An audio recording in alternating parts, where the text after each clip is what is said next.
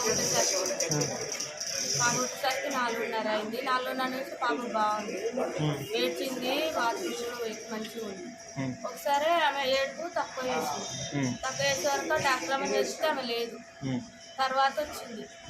తర్వాత వస్తే ఆక్సిజన్ కూడా లేదు సార్, ఇక్కడ ఆక్సిజన్ లేదు, అంబులెన్స్ కూడా లేదు. అంబులెన్స్ అని అడిగితే 9:30కి వస్తారు, ఇప్పుడు రారండట. ఆ పక్కన వాళ్ళు ఒక బాబుని తీసుకొని హాస్పిటల్ పోతుంటే అదే ఆటోలో మేము వెళ్ళినాం. అక్కడికి వెళ్ళే వరకు ఆడికి వెళ్ళి మళ్ళీ ఆ సార్ ఉండి నీలపూర్కి వెళ్ళండి ఆడికి వచ్చే వరకు ఏ కేసీలు ఇట్లా వచ్చారు, అంబులెన్స్ లేదు, ఆక్సిజన్ లేదని అక్కడ వాళ్ళు రాస్తారు. దాని వరకు ఇక 10 నిమిషాలు ముందు వస్తే బతుకు అదే పాప అంటే వీళ్ళు ఇప్పుడు డాక్టర్స్ సార్ ఏం లేదు, ఆక్సిజన్ లేదు, అంబులెన్స్ లేదు సార్. మేమే ఆటో ఆటోలోనే తీసుకుపోయారు. అంటే వీళ్ళు డాక్టర్లు కానీ మీరు ఏం అడగలే వీళ్ళని? అడిగినాం సార్, అంటే అంబులెన్స్ అయినాడు 9:30కి వస్తాను, ఇప్పుడు రానున్నాను.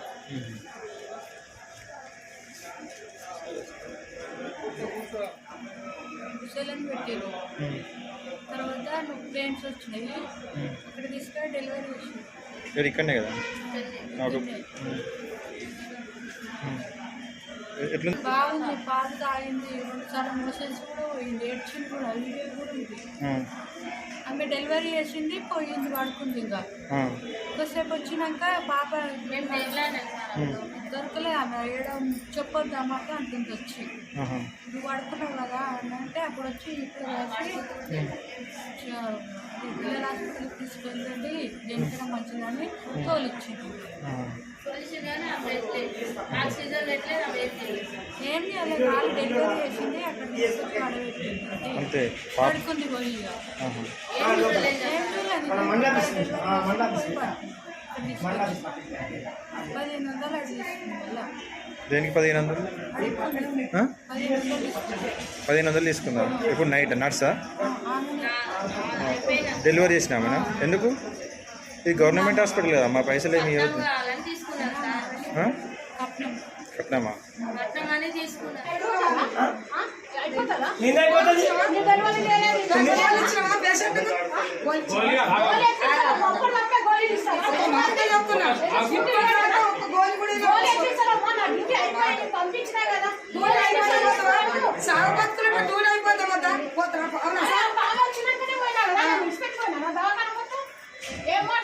నువ్వేం మాట్లాడుతున్నావు? నీకేం చేసినావు?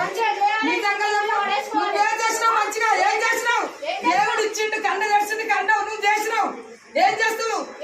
డెలివరీ కాకుండా ఏం చేస్తావు? కోటి రాస్తావు, నువ్వు గుంజుకొస్తావు లోపల చేయబెట్టి ఆ కోటి